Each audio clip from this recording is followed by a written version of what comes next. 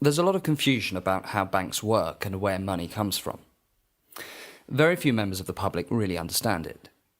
Economics graduates have a slightly better idea, but many university economics courses still teach a model of banking that hasn't applied to the real world for decades. The worrying thing is that many policymakers and economists still work on this outdated model. Over the next hour, we'll discover how banks really work and how money is created. But first, to clear up any confusion, we need to see what's wrong about the way that most people think banks work.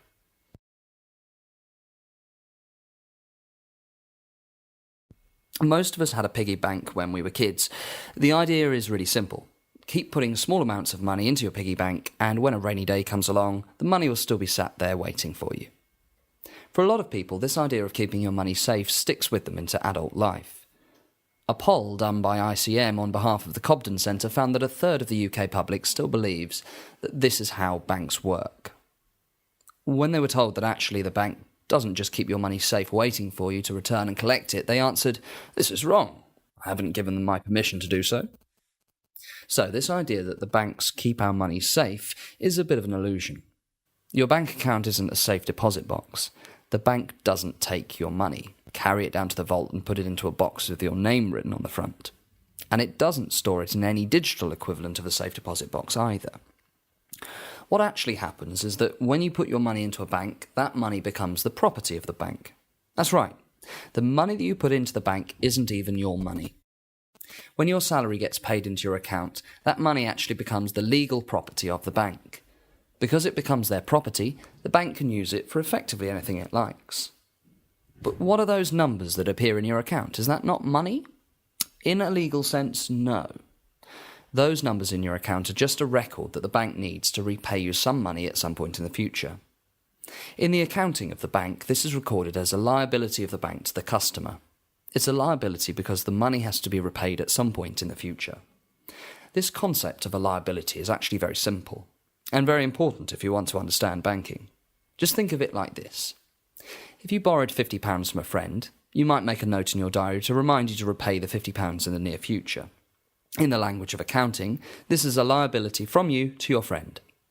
So, the balance of your bank account doesn't actually represent the money that the bank is holding on your behalf. It just shows that they have a legal obligation or liability to repay you the money at some point in the future. Whether they will actually have that money when you ask for it is a different issue, but we'll talk about that later.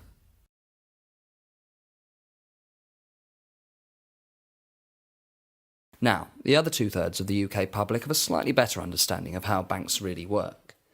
These people think that banks take money from savers and lend it to borrowers. The Cobden Centre poll that we mentioned earlier asked people if they were worried about this process.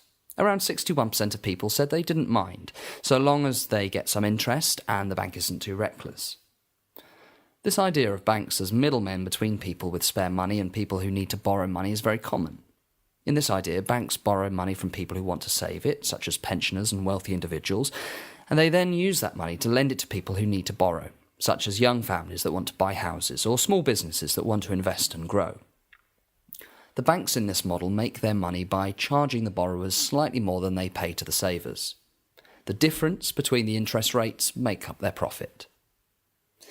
In this model, banks just provide a service by getting money from people who don't really need it at the time to people who do. This implies that if there's no one who wants to save, then no one will be able to borrow.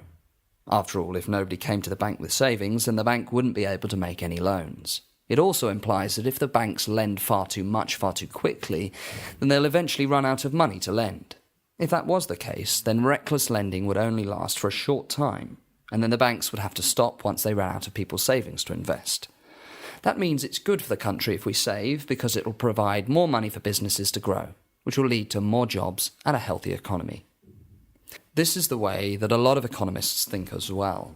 In fact, a lot of economics courses at universities still teach that the amount of investment in the economy depends on how much we have in savings. But this is completely wrong, as we'll see shortly. Let me point out that so far we haven't talked at all about where the money really comes from. Most people just assume that money comes from the government or the Bank of England. After all, that's what's written on every £5, £10 or £20 note.